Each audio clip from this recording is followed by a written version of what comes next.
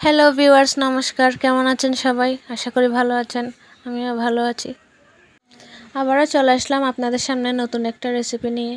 দেখুন আজকে আমাদের ঘরে কি রান্না হয়েছে। বাদাম বাটা ও কালো তিল বাটা দিয়ে লাবড়া রান্না করেছি। তো কিভাবে রান্না করেছি ভিডিওটি দেখতে থাকুন। দেখুন এখানে আমি 3 রকমের সবজি নিয়েছি। এটা হচ্ছে ঘটকচু কেটে নিয়েছি, বরবটি কেটে নিয়েছি, এদিকে আলুও কেটে নিয়েছি, কেটে সুন্দর করে ধুয়ে নিয়েছি।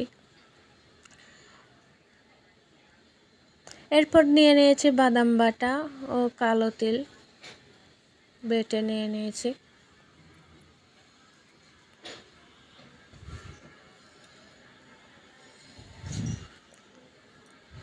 তো এখন চুলে কড়াই বসিয়ে দিয়েছি, দিয়ে দিয়েছি তেল।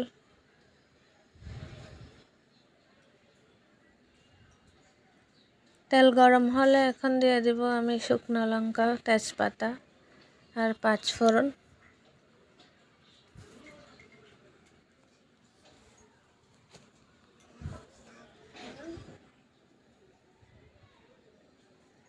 ভালো করে নেড়ে চেড়ে লাল হয়ে গেলে এখন দিয়ে দেব সবজিগুলো।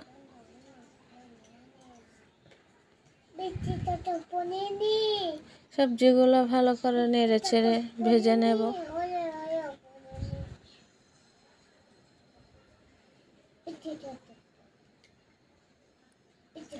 সবজিগুলো 5 মিনিটের মতো ভেজে নিয়েছি। এখন দিয়ে দেব বাদাম বাটা, কালো তিল বাটা। এরপর দিয়ে দেব হলুদ গুঁড়া, মরিচের গুঁড়া পরিমাণ মতো, দিয়ে দিয়েছি ধনে গুঁড়ো। এখন লাস্টে জিরে গুঁড়ো দিয়ে দিছি, লবণ। সবগুলো একসাথে দিয়ে ভালো করে নেড়েচেড়ে কষিয়ে নেব।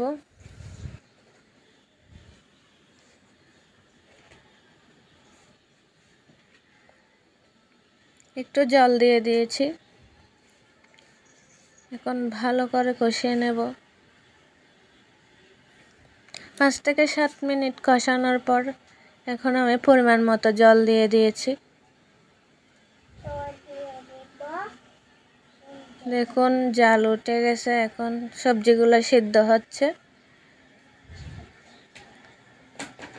সবজিগুলো সিদ্ধ হতে থাক। দেখেন আমাদের ঘরে আরও কী কী আইটেম রান্না করা হয়েছে।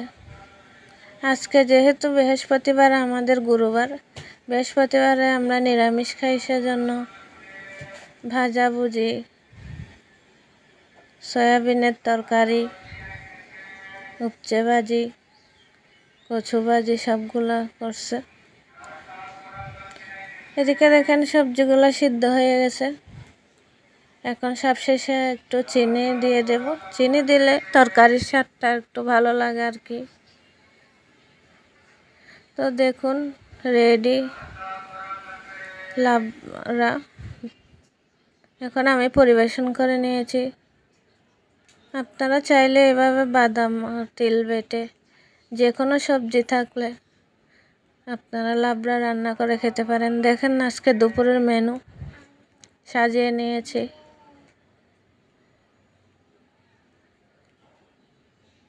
এদিকে লাবড়া, সয়াবিন দিয়ে, আলু দিয়ে, কচু ভাজি,